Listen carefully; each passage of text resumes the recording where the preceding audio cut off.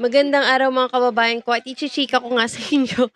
Itong naging reaksyon ko doon sa ginawang live streaming ni Senator Amy Marcos nung panahon na nagkakagulo sa Senado. Napansin niyo po ba kung sino pong nakapanood dito?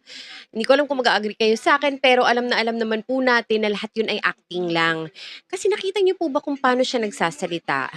Minsan nga iniisip ko, ano ba to dahil retokada lang ba si Amy Marcos? Puno lang ba talaga ng botox ng kanya mukha kaya kulang sa reaksyon? Well, isa na siguro yun, no? Pero kasi halatang-halata mo na parang iniisip niya kung ano yung mga susunod niya sasabihin. No, kung napansin niyo po yun, ganito po siya magsalita. Naku, ito na po, sinusugod na po kami.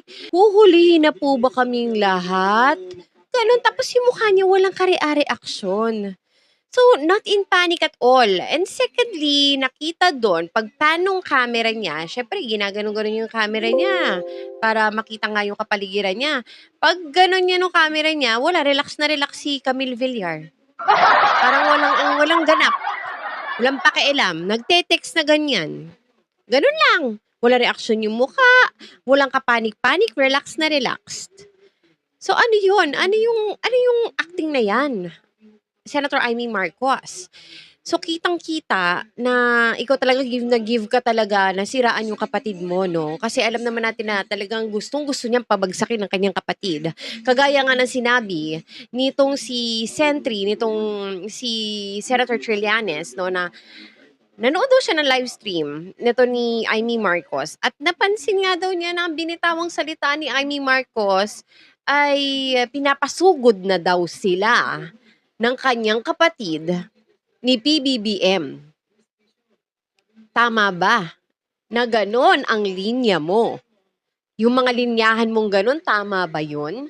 Isipin nyo to mga kababayan ko sarili mo kapatid kadugo mong naturingan. Bakit mo naman ilalaglag? Bakit ka naman magsasalita ng ganon? Actually, pati yung pagsasabi niya na drug addict itong si PBBM, bakit mo naman kailangan ibulalas yung mga ganong bagay, 'di ba? Kahit papaano siyempre kung ikaw tunay kang kadugo, may pagmamahal ka sa kapatid bilang Pilipino po tayong lahat. At likas po sa mga dugo natin na nananalaytay po sa atin ang mapagmahal sa kapatid, sa magulang, 'di ba? Bakit ikaw? This is a very bad example kasi public figure ito si Amy Marcos tapos pinapakita niya sa lahat na tinatraidor niya ang kanyang kapatid, nilalaglag niya ang kanyang kapatid. Promise talaga, may this kind of sibling relationship